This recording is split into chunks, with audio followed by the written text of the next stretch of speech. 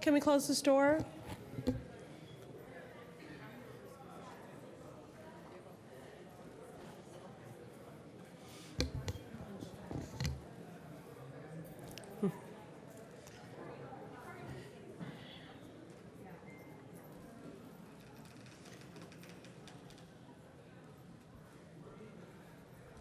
Wonderful. Well, good afternoon, everyone.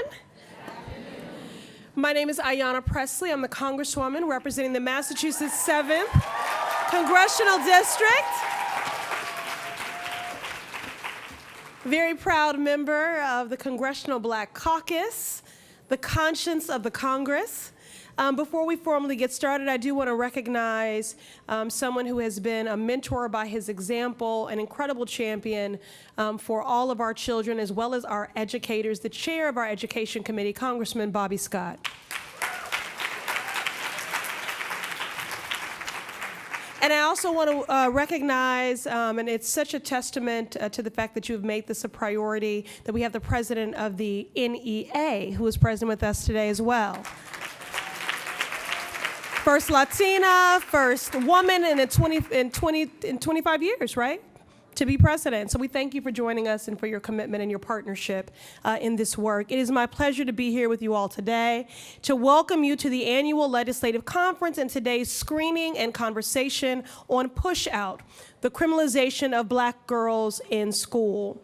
You could have been anywhere else in the world, but the fact that you made it a priority and with heartfelt intention to join us today means so very much, and I thank you. I'd like to take a moment to recognize my partner in good, Dr. Monique Morris.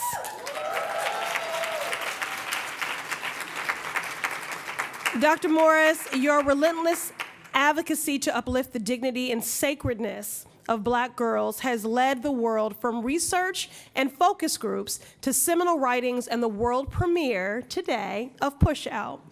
This is a full circle moment for me. Dr. Morris and I met when I was a Boston City Councilor, fighting for the protection and wellness of women and girls. It was in this role that I founded and chaired the Committee on Healthy Women, Families, and Communities, and partnered with the National Black Women's Justice Institute to launch Project Focus, Girls of Color, a citywide initiative to hear directly from girls about why they felt unsafe in school and to get their recommendations on the right solutions. So we convened 100 girls, and we heard many stories, personal stories, but the overall drumbeat was the same. Feelings of unworthiness, being stereotyped, and experiences of being silenced and shamed. And while I might not be a Boston City Councilor any longer, these are the stories that I carry with me each day. Just last week, I convened a small group of girls to talk about dress code policies and hair discrimination. One girl spoke about having big, curly, natural hair and being told by teachers to tie it down or step out of the way because her hair was a distraction to other students. It wasn't so much the story that was impactful or affecting, because as Black women, we are all too familiar with this painful experience and exercise. But it was the feelings of embarrassment and shame that she expressed in the aftermath of the incident, of her trauma, of taking up too much space, that pierced my heart. So often our girls are told that they are a distraction or have a bad attitude. Society has labeled them that way. But what Black girls don't often get to be is young, carefree, and authentic. The more I meet with young women, the more I hear and know that we are in the midst of a silent crisis.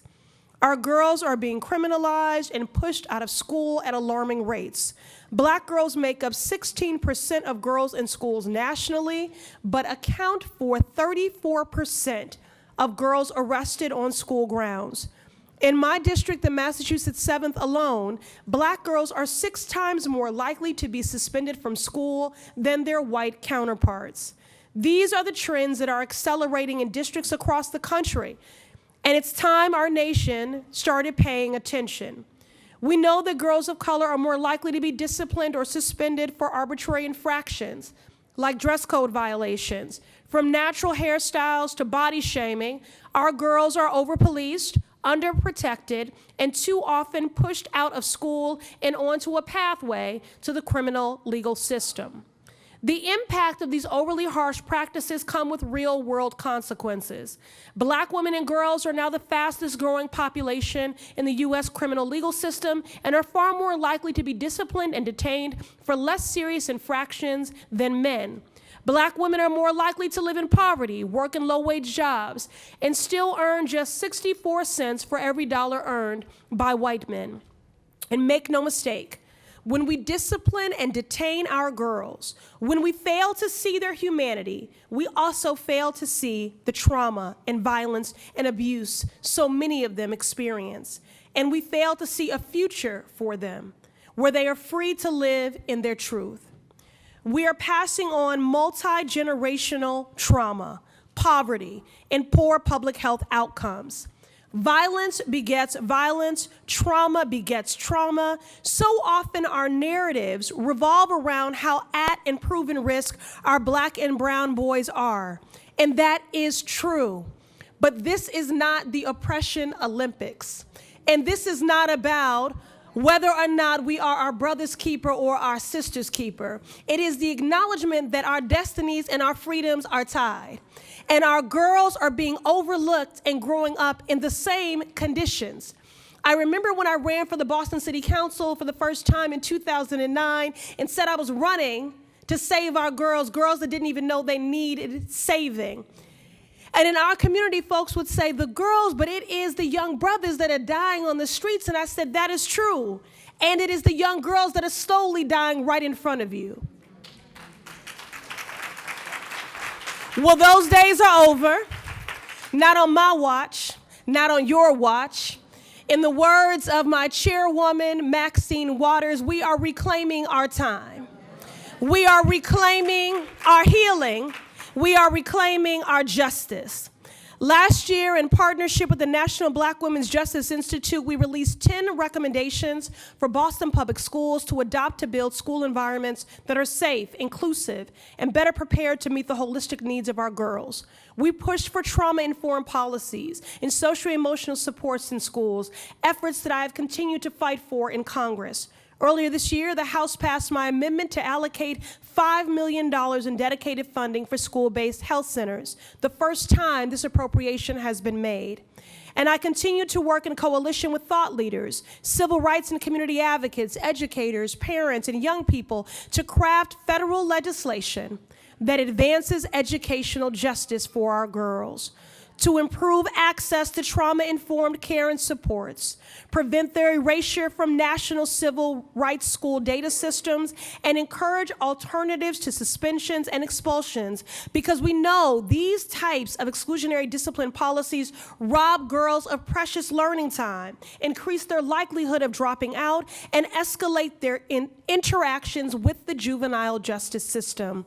Black girls, brown girls, trans girls, indigenous girls, they all deserve to be happy. And as Dr. Morris reminds us, they are worthy, they are sacred, and they are loved. So they all deserve to be happy, to speak up, to engage in typical youthful behavior without being penalized, dehumanized, or labeled. Every day we wait. Every day we wait. Our children are carrying trauma. Trauma from poverty, displacement, hunger, abuse, and the emotional backpacks that they cross that threshold with into those schools and learning communities every day. So we must create an ecosystem where all children, especially children of color, can heal and thrive, and we must legislate. So stay tuned, y'all. We must legislate to disrupt the discriminatory policies and practices that occur in school to prevent the tsunami of hurt choking at the promise of our girls. I've often said the people closest to the pain should be closest to the power, driving and informing the policy making. This forum is a manifestation of turning those words into action and that pain into policy change. And now the world premiere screening of PUSHOUT.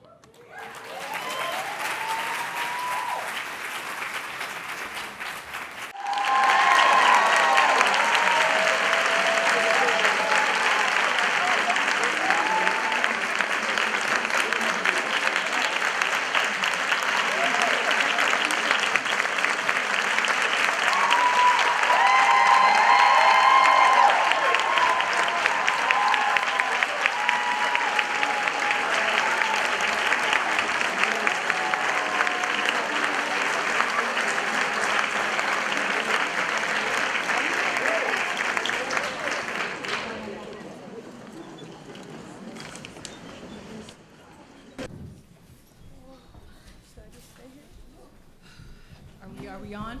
Is this mic on?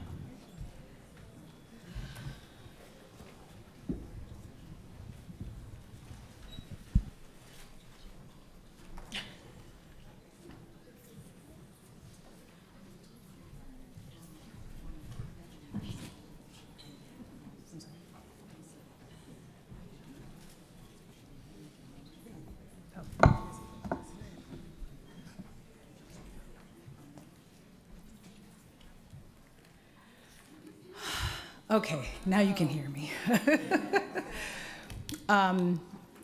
Wow, what an experience sharing that with you all. Thank you for being in community with us around that. It is now my pleasure to offer a few comments and then to facilitate an outstanding panel. Some of these faces you may recognize, and to just say that before we get started, this is absolutely a labor of love, and I'm thrilled that we were able to share this call to action. I hope you see that film as a call to action, and that we are raising critical questions, but also offering what we hope will be the beginning of some critical responses to some of these issues. And so I want to, again, just give thanks for that opportunity. I also want to just give everybody a chance to take one collective deep breath. We offered a lot of stuff in that film. And so as a community, if we could sort of seal our engagement and commitment to each other with one collective deep breath in and out. We might need one more in and out. Okay.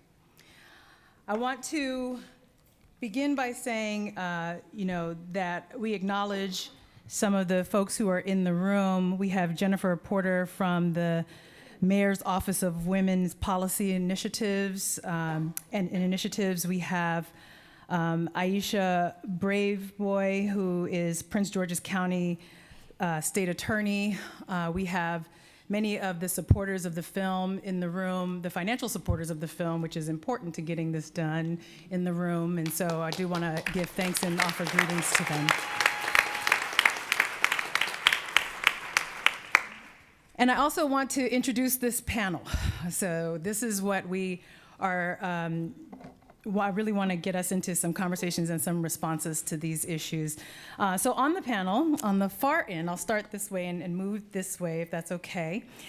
We have Naomi Wadler, who many of you recognize. She is a student, first and foremost, but also known as an American activist, an engager, an advisor to the Georgetown Law Center on Poverty and Inequalities Trauma-Informed Schools Learning Network. Next to her, we have Judith Brown-Dianis, Executive Director for the Advancement Project National Office, longtime advocate in this space around interrupting school-to-confinement pathways and school-to-prison pipeline. Next to her, we have our beloved Congresswoman, Ayanna Pressley.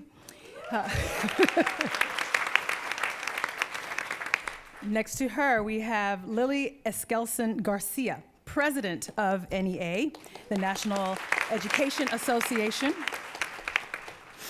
Next to her is Wakumi Douglas, who you saw in the film, co-founder and executive director of the Soul Sisters Leadership Collective.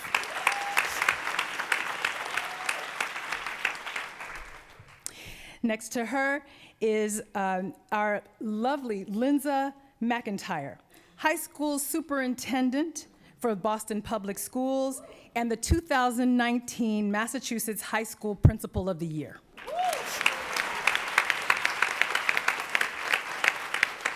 And next to her is Sade Ratcliffe, Stonehill College student joining us today, recently graduated from high school.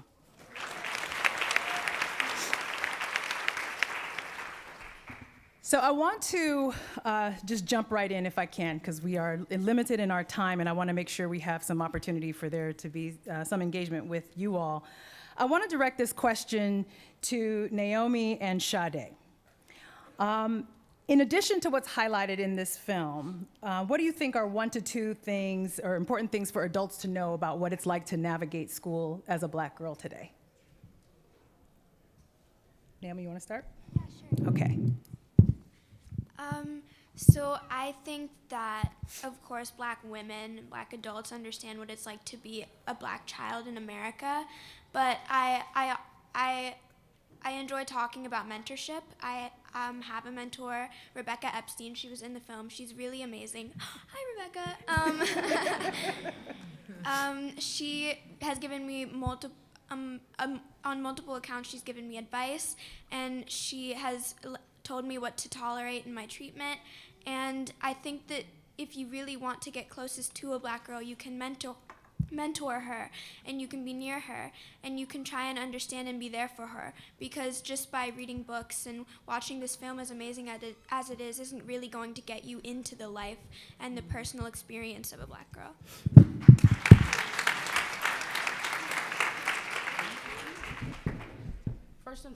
Hello, can you guys hear me? Mm-hmm. Okay.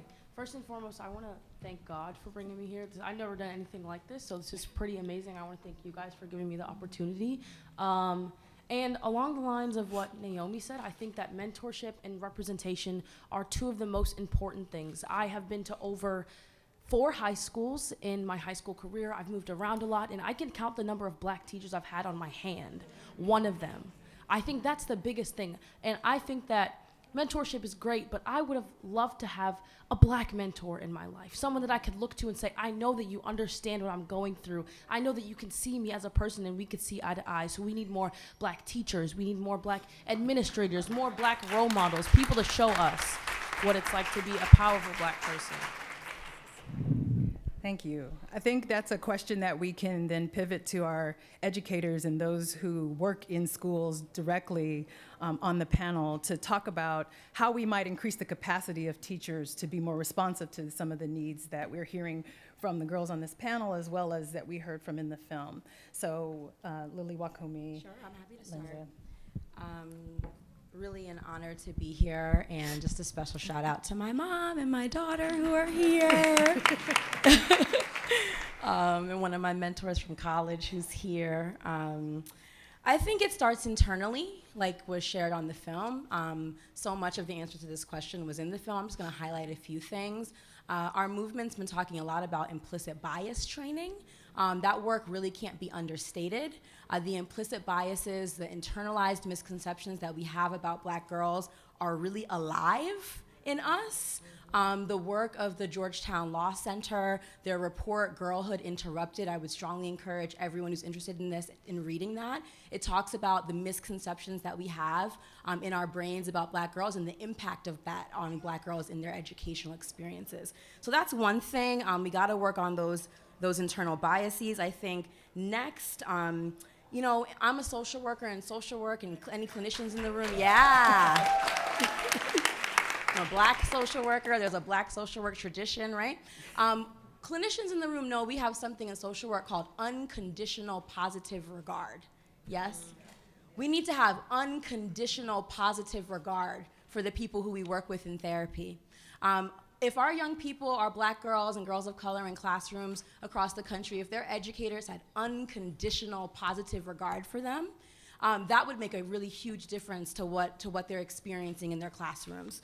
Okay, so last 2 things, and I'm gonna pass it to my colleagues.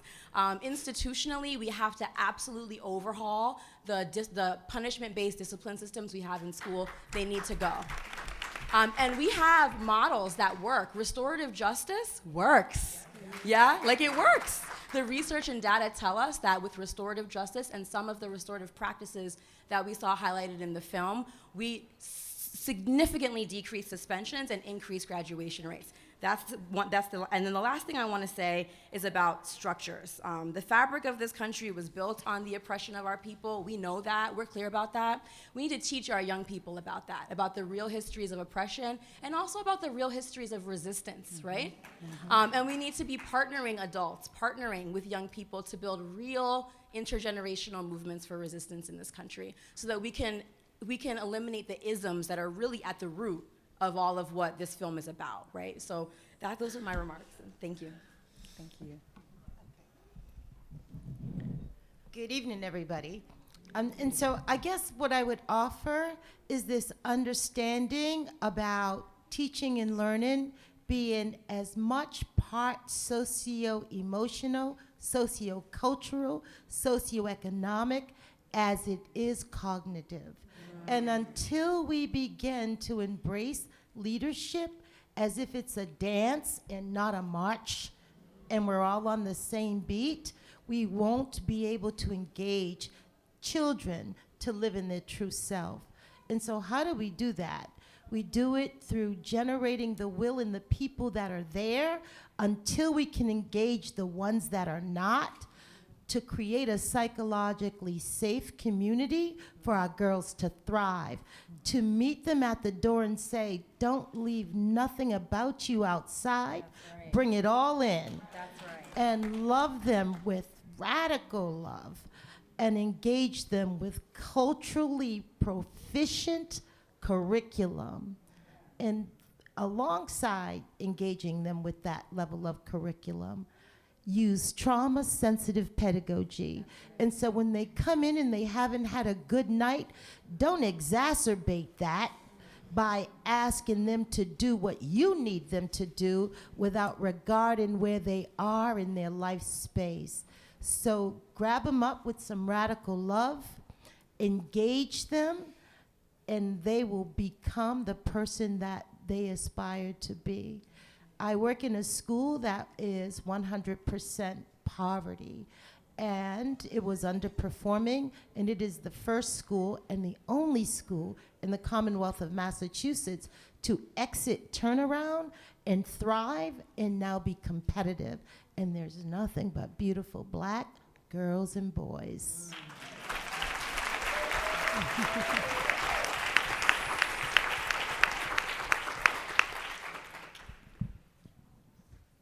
Wow. May I ask if there's, when I say educators, I mean everybody who works in a school that touches that child. I don't care if you're the lunch lady, the school teacher, the principal. Do we have educators who have been or are currently educators here now?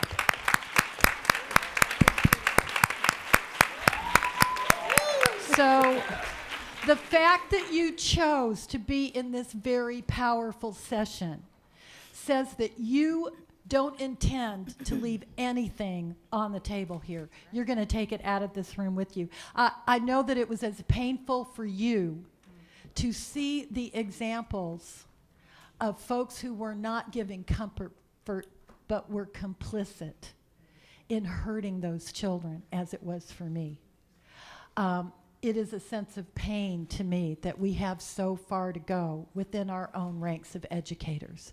But it is also a profound sense of pride for me that I can give you the names of very powerful educators who are out there leading the charge, who are marching, who are fighting, who are calling our congresswomen and men and school board, who are in our Red for Ed wave for respect for public schools said, we want counselors, we want school nurses, we care about social emotional learning, and we want to be trained to serve the whole blessed child.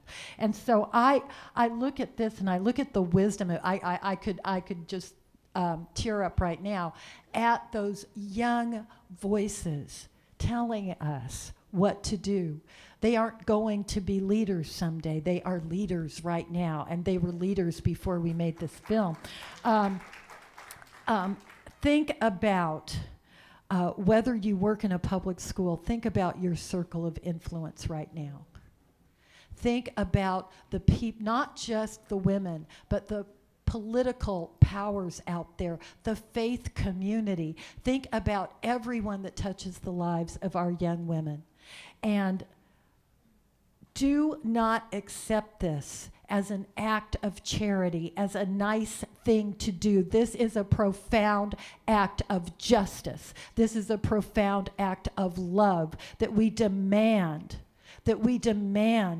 our young black girls are treated as treasures, as national treasures. I want to commit to those of you in this room that the National Education Association, over 3 million educators strong who work in public schools, colleges, and universities across this country, that 3 million of them will know about this film. We will tell them how to access it. We will challenge them to show it in public places, and they will see what they need to do to be whole and complete educators who love the whole child. Thank you. So I said in the film that educating and loving black girls is a shared responsibility and should be a national priority. I want to talk about that in the context of the sphere of influence and begin to talk about policy. And so, Judith, you have been involved in a lot of work around policy work to interrupt these cycles of violence that we see in young people. And then I want to move to the Congresswoman to talk a bit about policy at the federal level. But can you talk a little bit about some of the strategies and campaigns that have been underway to address this more directly? Sure. Well, first, thanks, Monique, and thanks, Congresswoman, for the discussion, but also, Monique, for your work. Just as a mother of a black girl who is in her senior year in high school, a few years ago, I let Monique know that I had to go and talk to the principal of her school, as a white teacher had said one day that she had rolled her eyes, and a basketball coach had said that another black girl was lazy. And also had said that my daughter had an attitude, and then a person, a counselor who was supposed to be helping said, oh, well, you know, maybe it's that, I understand, I have a black friend who says that you all, that black people talk a little louder than white people, so maybe it was misconstrued. And so I went into the principal's office and I brought my one copy of PUSHOUT. Yes. And I brought other articles. And by the time I got into the president's office, she said, you know, I Googled you, and looks like you know a lot about this. And I told Monique I need a new copy because I gave her my only copy of PUSHOUT. But so I just want to, the one policy thing that I want to put on the table is about our priorities. And I will tell you that we watched this, and Jaisha, the 5-year-old girl who was handcuffed in Florida, Brittany Overstreet, whose jaw was broken in Tampa, Florida, a young sister who you saw dragged down the street, down the stairs by cops in a school. There's another sister in Chicago who was beaten by a cop. She's a queer young sister who was told, you want to act like a boy, I'm going to treat you like a boy, and he beat her down. So the policy that I would offer up is that until we get cops out of our schools, our girls will not be safe. Until we understand that, you know, as much as I want my child to be safe, I know that I don't trust the cops on the street, so I sure as hell shouldn't trust them in the hallway of a school with a young person who is a young person and who is acting like a teenager or a child, when we have a culture clash between cops and an environment that is supposed to be nurturing. We have a report that we did that's called We Came to Learn. We have a website called wecametolearn.com or org.com, where you can see our report, our policy recommendations. We did it with the Alliance for Educational Justice. It has a map of the assaults on young people by police, and it's only a little bit of them because not all of them are reported. And this is federal money that is through the COPS program that is being put into our schools.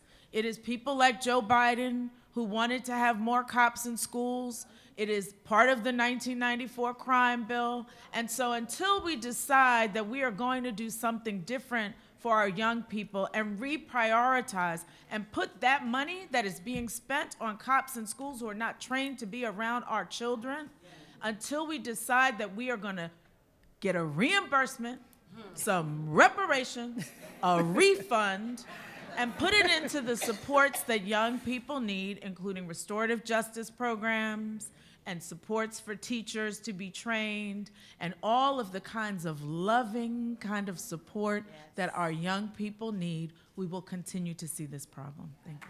Thank you.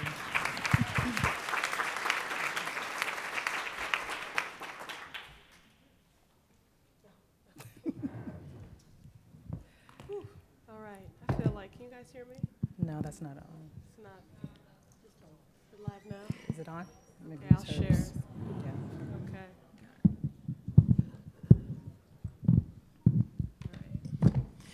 All right, well, before I get into some policy, I want to begin my comments with where the film ended and just say the fact that you all are here, that the intention with which you entered this room today and that you have stayed means that you do believe that Black girls are sacred and deserve to be loved. And so I thank you for that. And then I just want to bring, I love that you had the books in there and Toni Morrison, but what I just want to center myself in this moment by bringing Dr. Maya Angelou into the room, who said there is no greater agony than bearing an untold story. And the stories that we heard here today, profound and representative of the experiences of millions of Black girls and women. And here I am, a congresswoman, 45 years old, and still asking, why am I being told that I am disruptive and insubordinate?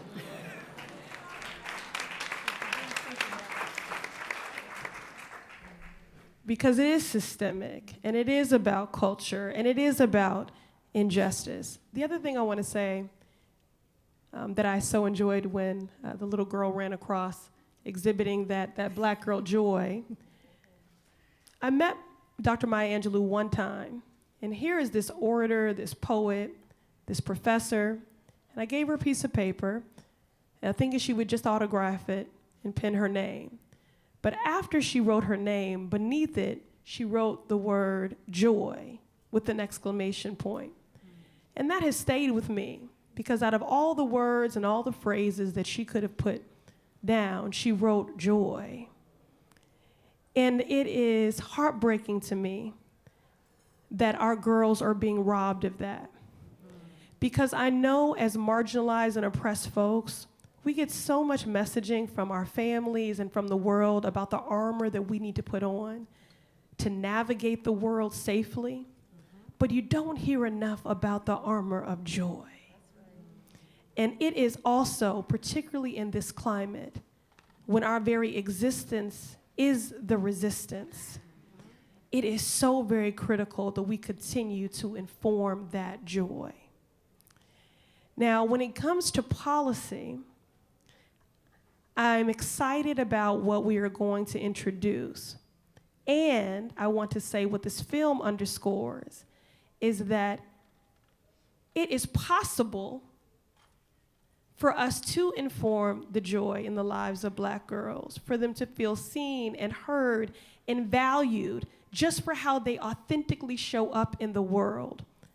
That educators can observe a child either shutting down or acting out, and instead of initiating the conversation with what is wrong with you, can instead ask, what happened to you?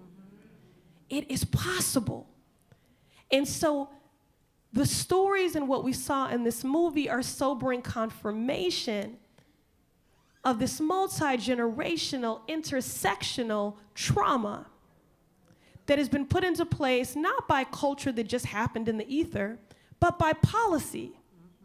And it also provides the blueprint and a prescriptive path forward, which is why I'm so grateful for your partnership. And so in the legislation that we will be putting forward is going to center itself around data. Lawmakers are always talking about the best policies are data-driven. Well, Black data matters, right? It matters. And so without giving too much away, what we're going to look at is strengthening civil rights data collection, which tracks a multitude of data, including discipline trends, suspension and expulsion rates, among other things, from school districts across the country. Now, this is the data set that shockingly revealed that preschoolers, children who are 4 and under, were more likely to be expelled than children in every other grade. And that is appalling. That is an injustice. So right now, this data is collected every other year, and this simply isn't good enough. So we need to see this data annually so that schools and civil rights advocates can spot harmful trends in real time. Nice. Right? And then, as has already been referenced, we need to look at ways to incentivize schools and districts to move away from exclusionary discipline policies and to instead work with students, families, and communities to create culturally competent policies. And what's been said throughout this panel, trauma-sensitive, trauma-informed care and services. And so my push on the council, and this continues on the federal level, is for those socio-emotional wellness supports because, you know, we can make the progress and pay our teachers what they deserve. We can upgrade our facilities. We can focus on a rigor and readiness for the workforce and the world. But if our children don't have a readiness to learn, it doesn't matter. And so when we talk about funding and resources, those resources have got to be people-centered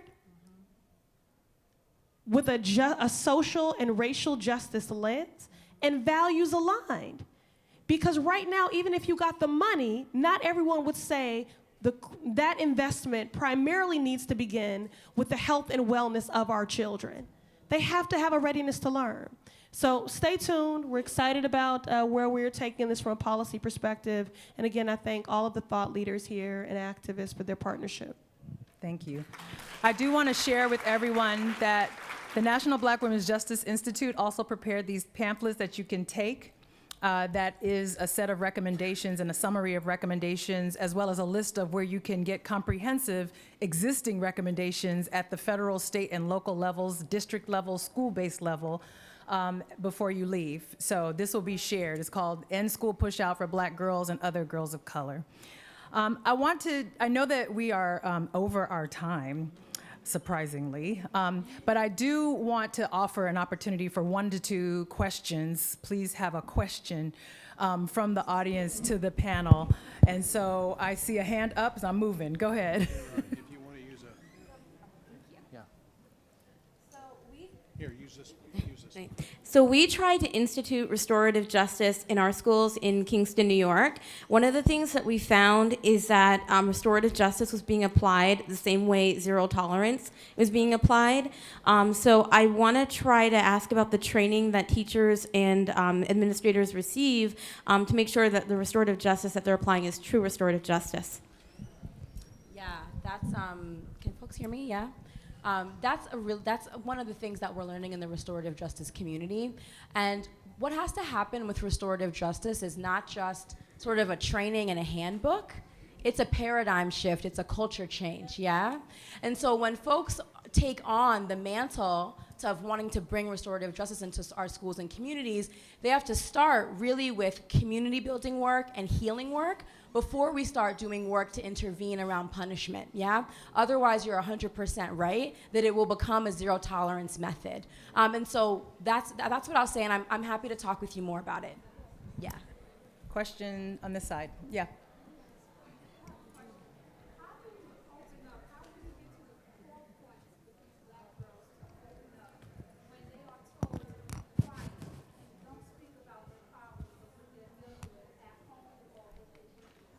the question is, how do you get black girls to open up when they've been told to be quiet at home about what they've witnessed or experienced? Yes, Sade, please. I want to thank you for asking that question first and foremost. I want to say for me, I bounced around a lot. I had a mother that is an alcoholic, and I had a father that lived hundreds of miles away. My mother lived in California. My father lives in Massachusetts. So for me, it was really difficult. And it wasn't until someone approached me as a person and continually went with me through the steps. No matter how much I ignored you, no matter how much I seemed angry, no matter how much I skipped your class, you were still there. And you showed me that you cared. You weren't like every other person in my life that tried one time and made it seem like they loved me or made it seem like they were trying to help. You were there consistently. And for me, that helped me build a barrier of trust to say, okay, I can rely on this person. I can show them this small piece of me. And then depending on how you receive that small part of that person, if you embrace them with love and you accept them in that small piece of themselves that they're sharing, most of the time they'll give back to you and they'll begin to break down those barriers. Does anyone else want to respond?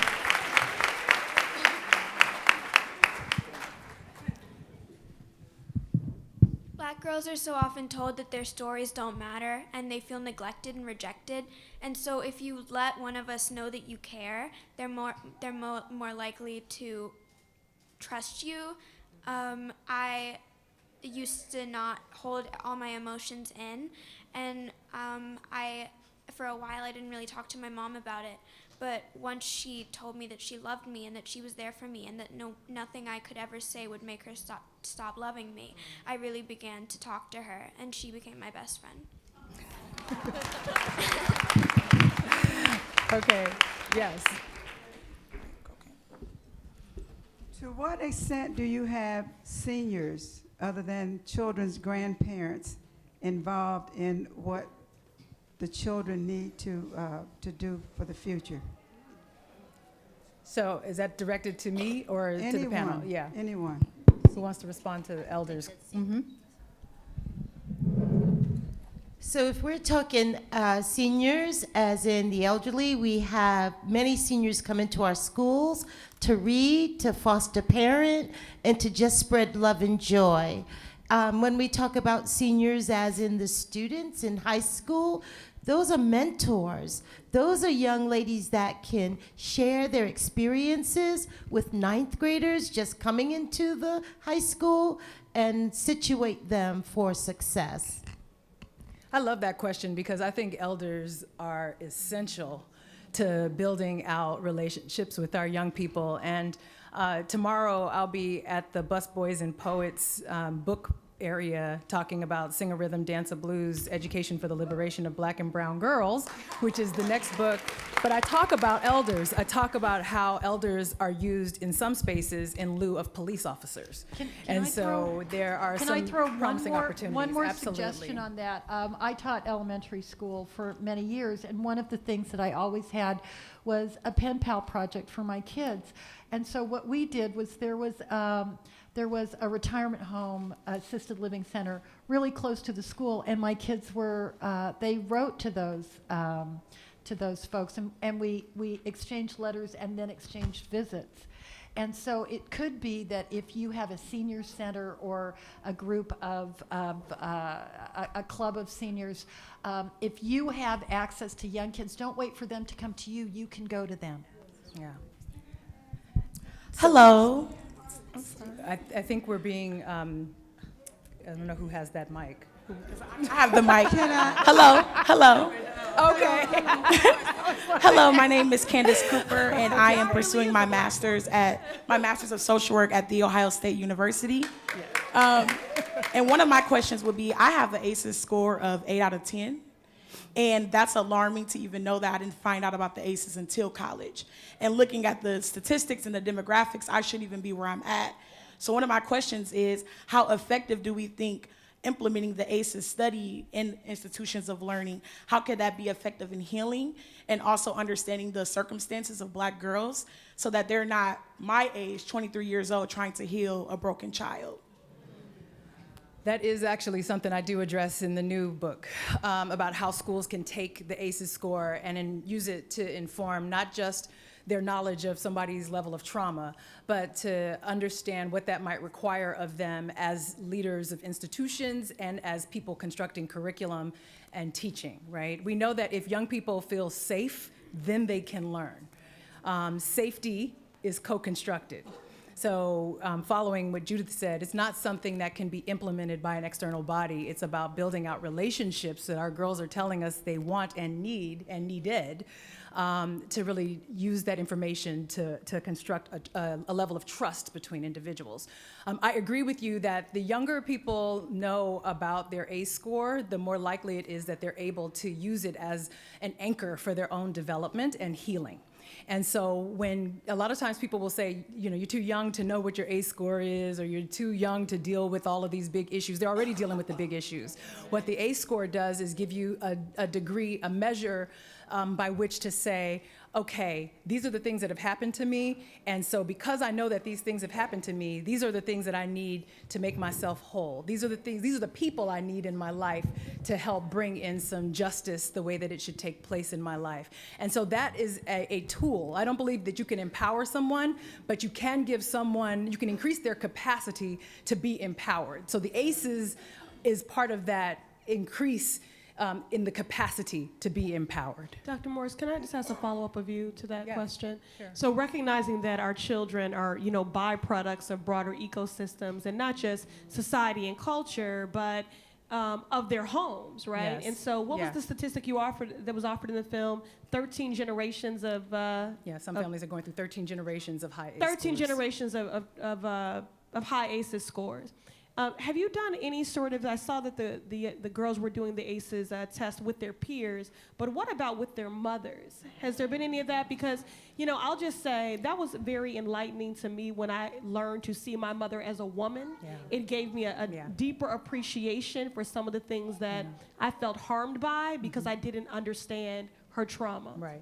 I have seen some initiatives and programs that do that kind of family healing justice work. Wakumi probably can talk more specifically about examples around that. But what's interesting about that is a wonderful practice. There certainly has to be, that has to be facilitated and navigated by folks who can also hold space so that there's not an imbalance of power in the sharing around that. And so it can certainly happen. It should happen as part of a healing process in many of our communities. A lot of the girls that were a part of that initiative were understanding themselves as part of this generational, intergenerational system of oppression. And so having the language and the capacity to understand these traumas in the context of the historical traumas that we don't measure in the ACEs score, I think was transformative in a lot of ways. So I know that some of you may want to go because we are over time. I recognize that there are still hands in the air. Can I please, can I just do this? Oh, okay, but then we will ask. Students here in DC who cannot walk across the stage in June because they don't have enough community service hours. Can you imagine how that feels to a senior? You've gone all these years and you find out in May. We have an initiative here. We've already started at Dunbar. We have a 2020 vision that every student there will get their community service hours. They will be coming here tomorrow and throughout your events. We are going to make it happen. That's great. Thank you. Thank you for sharing. Y'all are going as rogue a father, on us. You're going rogue on us. I'm sorry. I'm going to ask. No, not- I'm going to ask. I'm going to ask. I'm going to ask in the not out of disrespect because I recognize that there is passion, but I'm going to allow folks who need to leave to go ahead and leave and allow for these two questions. These are our final questions. These two questions are our final questions, and then I'm going to ask the panel just to make some final statement about what you hope people will take from this conversation and from the film. Okay. As a father of 3 daughters and a son and a professor at Morgan State, you know, I don't see as many the brothers on the movie and even in this room today. What is your hope and your message to African American and just all men about how this is a partnership? It takes 2 to have a child, and it takes 2 still to raise a child. So just talk about that. Yes. And I'm a journalist as well. Thank you. That's an important question. We're going to hold that one and we'll respond to it. Yes. So I'm a kindergarten teacher, Black educator, and I just want to put it out there, as a Black educator who was a Black girl growing up in the public school system, I'm still now the loud person, the teacher with the attitude, the teacher. So just to put it out there, like, in order for Black females to stay in education, we need support too. So I'm really happy that my president, Lily, brought up, we're gonna be on you about getting that documentary. We're gonna need it, and we're gonna have to be out there, but also getting support for us as educators, because it is traumatic navigating white spaces constantly, and knowing that when I look at my Black students, I know what they go through, and I can't protect them the entire school career. So just to put it out there, we need support too in order for us to be more in education and stay here. That's excellent. So in the course of responding, actually, I'm going to give you a chance to just quickly respond to those two issues. One around supporting teachers so that they can, and teachers of color, Black teachers in this space, but also men, right? What is our message to the fathers, the brothers, the community members who are also a part of our community in this space? Anyone can respond. I will tell you, let me respond to the educator question. Thank you for your membership. I appreciate that. one of my 3 million right back here. And that's who we are. We are in every state, in every community. But let me tell you, maybe I'll make this my closing remark, so we'll just do two for the price of one. We have the hardest time recruiting any teachers of color. Why? Because they have so many choices, and for exactly what my colleague back here just said. They do not feel supported. They do not feel that valued. And so they say, yes, this is important work, but I can make more money somewhere else. I can still have a satisfactory job. I will do anything else. I can't take on the student debt that I will have to take on for 4 years in college getting that degree for making $30,000 or $40,000 a year. So I have my own family to worry about as well. It's all together. It is a very complex problem. But from recruitment comes retention too. We know that even in some of our areas that don't pay well, where we find teachers who say, you could not dynamite me out of here. I love my students so much. I will stay. It is because they feel respected, and it is where they feel empowered to make professional decisions. No one hands them a script. No one tells them zero tolerance, anything. They say, I can use my heart and my judgment to guide my students and create something that actually works for the children I know the names of. And so we are working like that every day. It's why we get up in the morning, because more and more of our students need us to see them, to really see them and hear them, not just to open a book and pass a test. And that means a human-to-human relationship that every educator should have with his or her students, especially those that come to us with so much going on in their lives, that if they don't have us, chances are they may not have anyone that reaches out to them. Thank you. Thank you. Can I just add one thing to what she so eloquently shared? We have to raise Black educators. We have to create a pipeline that starts from school. And the only way we're going to get that is if we create great experiences for our children to have in school. And then they will aspire and want to become a teacher.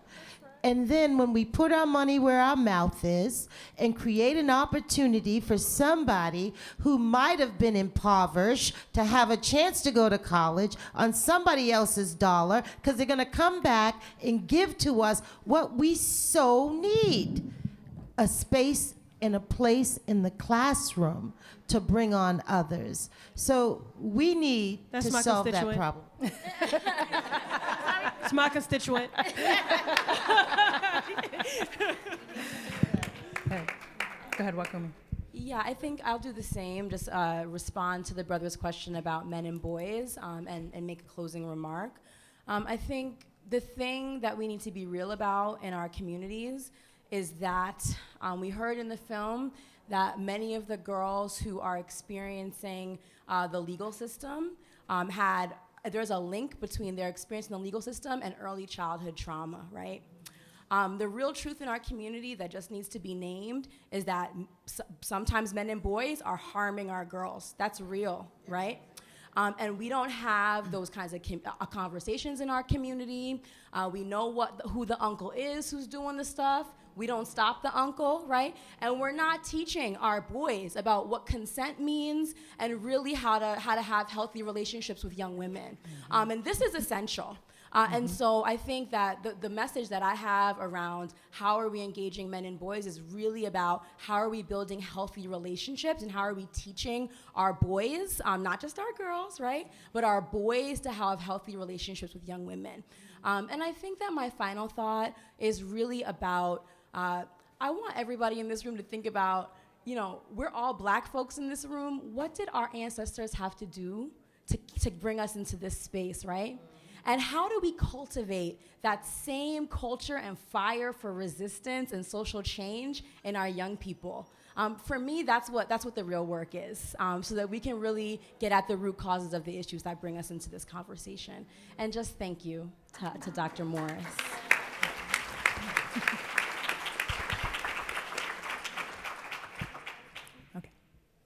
I think I also want to answer your question, and I'll just do what everybody else did, wrap it up.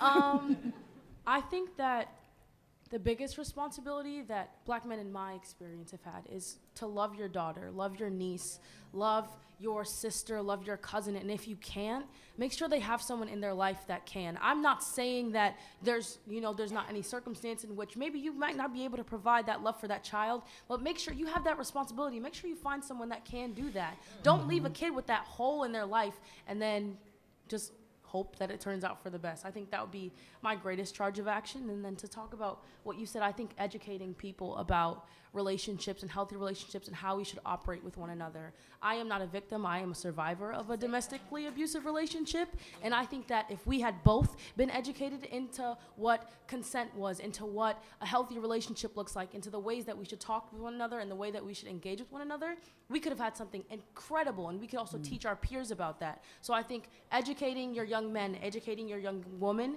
is probably your best bet. And as far as the things that I want us to take away from this, for me personally, it's the grace of God. I think that I wouldn't be here without him. I've been through a lot of things in my life to where I shouldn't be here right now, and I am, and I'm so grateful for that opportunity, but also realizing the, the urgency of this problem. If, like I said, if I had had that representation, if I didn't feel as though I was pushed with my back against a wall, I wouldn't still be dealing with, someone had said this already, I wouldn't still be dealing with the things that I am at 18 that should have been dealt with when I was 8.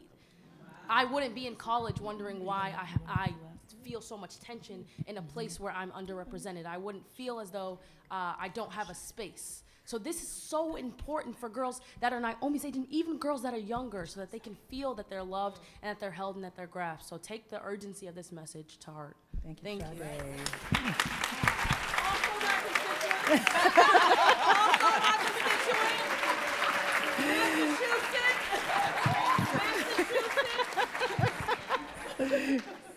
So I want to just have a family moment. Is that okay? Mm-hmm. So I've been doing this work around school to prison pipeline for 20 years. It wasn't even called school to prison pipeline when I started in the work. And I've had the honor of sometimes being called the godmother of the movement, the school to prison pipeline movement. At least I'm not the grandmother. And I just want to have a family moment because I don't think that we have taken as a community this issue around the school-to-prison pipeline seriously enough. And I want to have this family moment because I will tell you that when we started doing work, and I started doing work around suspensions, you know, and we fixed some of that, and there, you know, people started taking it up, school districts started taking it up, we had some wins. Then I started looking at this issue around criminalization because I was looking at schools and saying, hold on, there's something actually worse and more ominous than the suspensions, is that young people are being sent straight into the criminal justice or criminal legal system because of things that they did in school that were minor.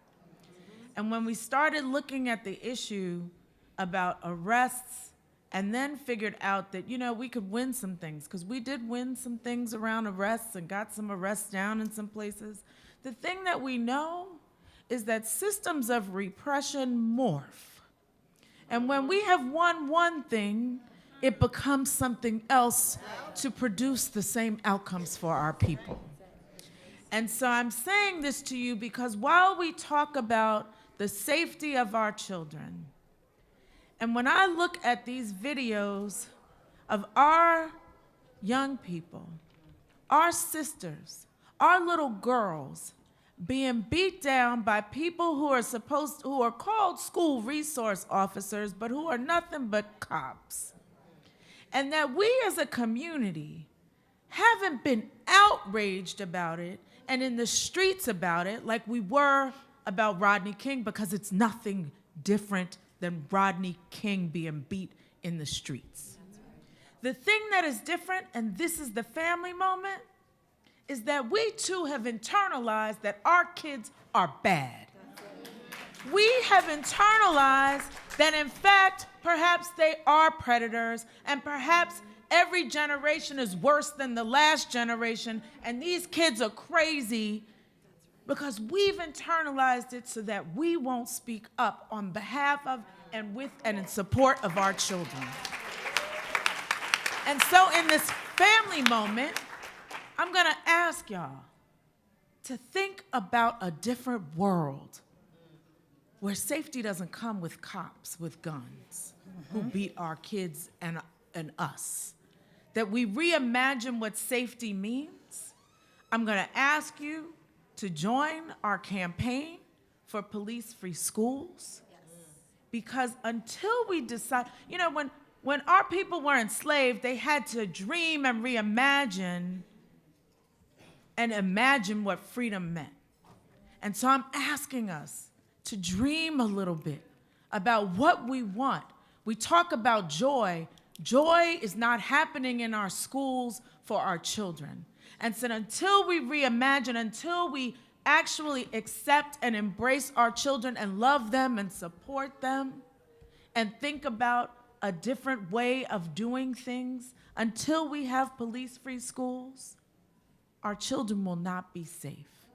And so in this family moment, I'm challenging us to think differently and to imagine something different. Thank you. Thank you. Naomi.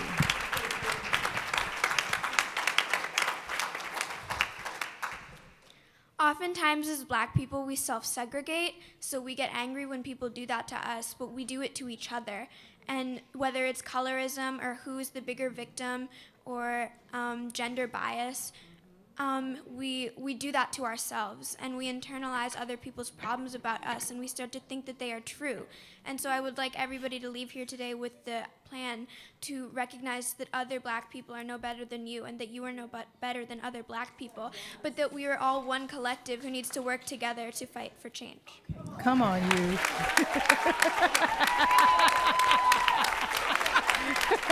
Okay. All right. That was great. Thank you. So I believe everyone but the Congresswoman has had an opportunity to offer some final remarks. Before I turn it over for closing, I want to once again thank our funders that are in the room. We have the Communities for Just Schools Fund. The Schott Foundation was here earlier. I also want to thank the New Press because they publish my books. So they are in the room also. I want to acknowledge that Judge Jameson is here from the film, and so she's done outstanding work. I also want to acknowledge that Rebecca Epstein is here from Georgetown, and so thank you for being here to be in community with us.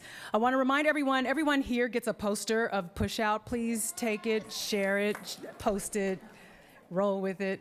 And we'll also receive the policy book, so don't leave without your poster, don't leave without your policy book. Thank you all. Congresswoman, the floor is yours.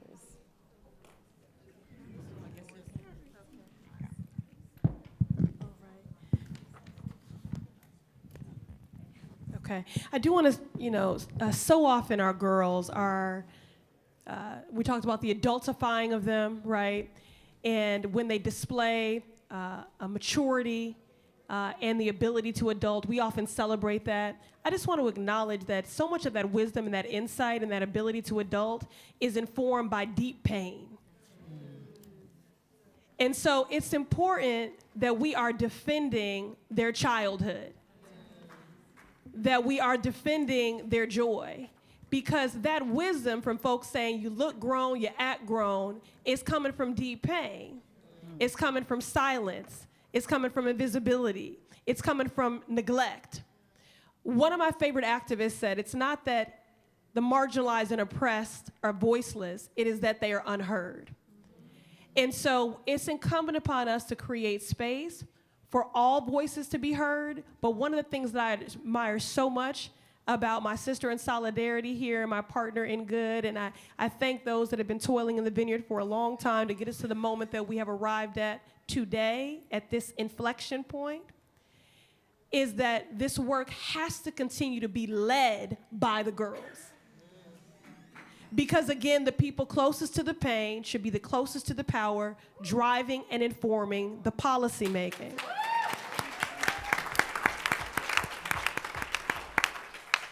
And then the last two beats I want to touch on here is I want to give it up to the chairwoman of the Congressional Black Caucus, Karen Bass,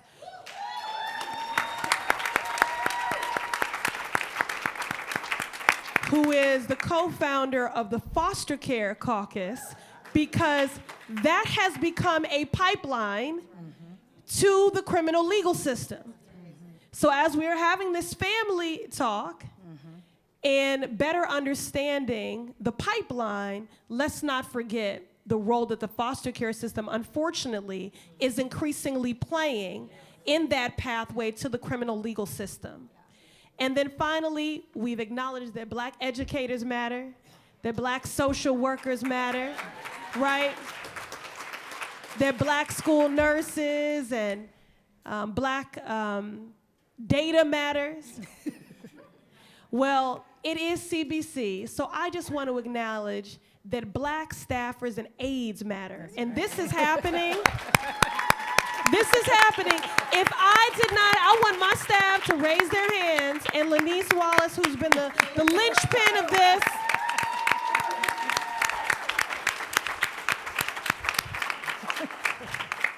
And then I want to say thank you to Dr. Monique Morris. I love you.